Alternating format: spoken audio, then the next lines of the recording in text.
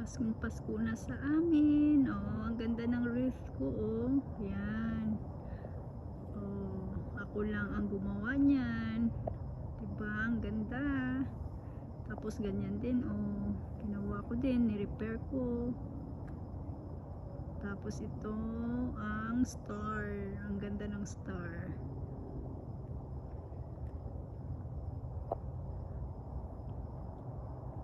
Paskong Pasko na sa amin. Merry Christmas, guys.